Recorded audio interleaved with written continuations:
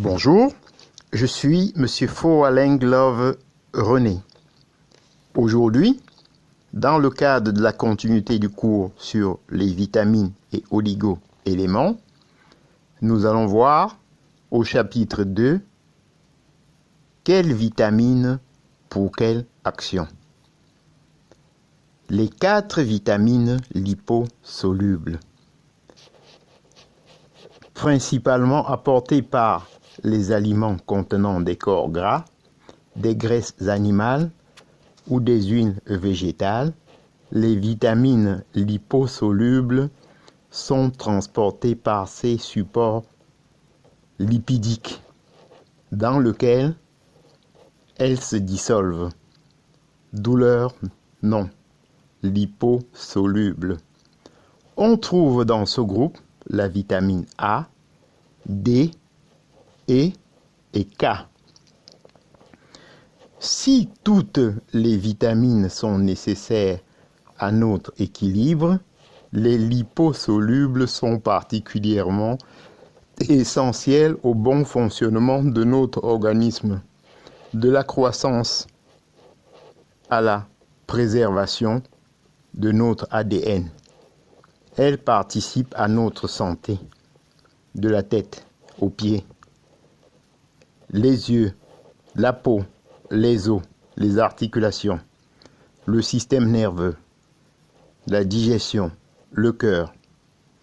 Les vitamines liposolubles ont la capacité d'être stockées, mises en réserve dans l'organisme et de se diffuser au gré des besoins dans toutes les parties du corps qui les sollicitent. La dissolution ou l'absorption des vitamines liposolubles se déroule après le passage dans l'estomac,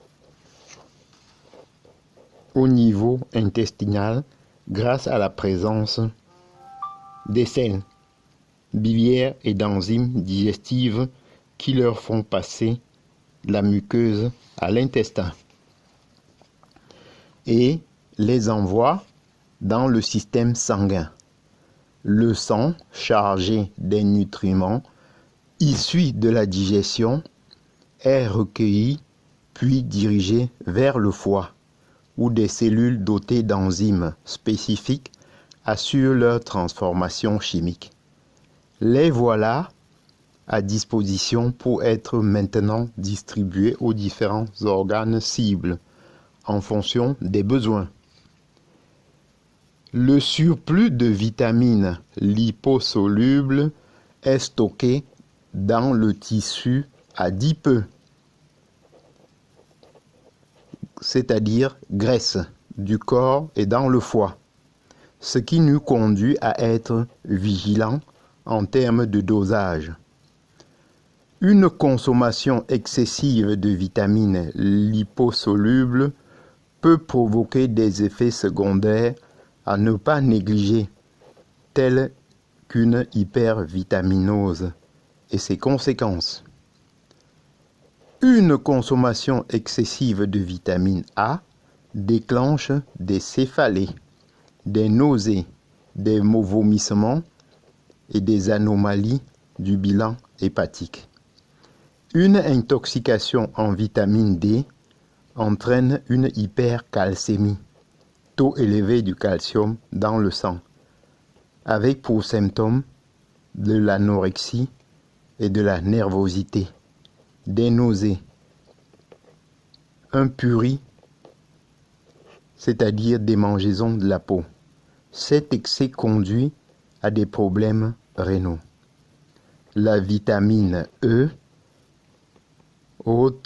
à haute dose, occasionne une faiblesse musculaire, de la fatigue, des nausées, de la diarrhée et dans le cas plus grave, des saignements. Prochainement, nous allons voir, pour commencer, la vitamine A. Je vous en remercie pour cette introduction.